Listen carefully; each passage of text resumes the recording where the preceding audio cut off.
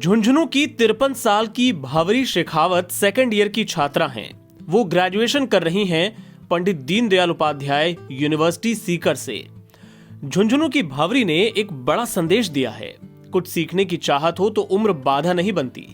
भावरी कहती हैं कि शिक्षा प्राप्त करने की कोई उम्र नहीं है। जब मेहनत की लगन हो और लक्ष्य प्राप्त करने का जोश हो तो कुछ भी किया जा सकता है। भावरी ने 51 साल की उम्र में 12वीं की परीक्षा पास करके दिखा दी। 1986 में 10वीं की थी। उसके बाद कोई पारिवारिक कारण से मैं आगे नहीं पढ़ पाई। फिर मेरी शादी हो गई है राजस्थान में। उसके बाद मेरे पति भी मुझे हमेशा कहते रहते थे कि आप आगे की पढ़ाई करो पढ़ाई। उसके बाद मुझे राजेंद्र सिंह भाटी से भी काफ़ी मेरे हस्बैंड ने किया, तो उसके बाद में मैंने पढ़ाई शुरू की थी। जिले की बेटियों को मैं यही संदेश देना चाहूँगी, जब मैं कर सकती हूँ तो आप क्यों नहीं कर सकते। आप तो मुझसे भी और भी अच्छा करोगे।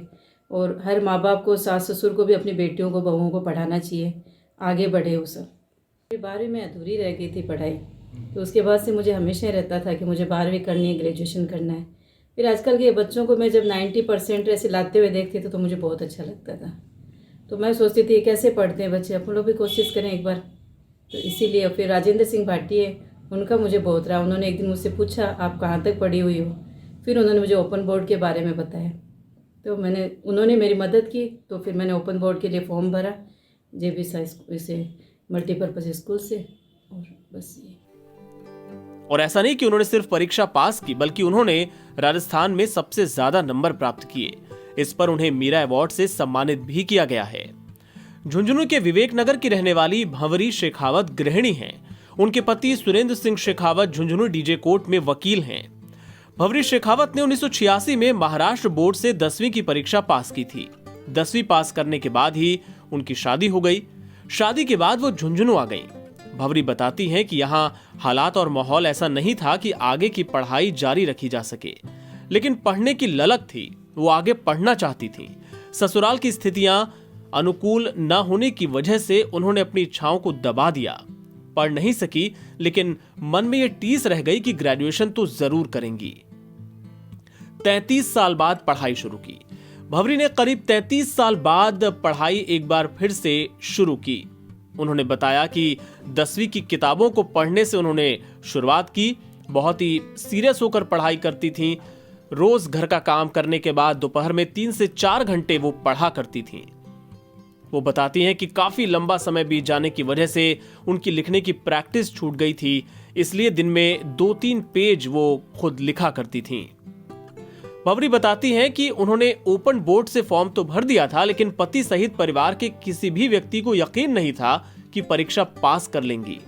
जब किसी को बताया कि मैं 51 साल की उम्र में 10वीं की पढ़ाई कर रही हूं, तो लोगों ने कहा कि अब बुढ़ापे में 10वीं करके पढ़ाई करके क्या करोगी, इस उम्र में पढ़ाई होती है क्या, ऐसा लोग उन्हें कहते थे। इन बातों से उनकी हिम्मत नहीं टूटी, बल्कि भावरी कहती हैं कि इससे मुझ में एक जोश पैदा हो गया।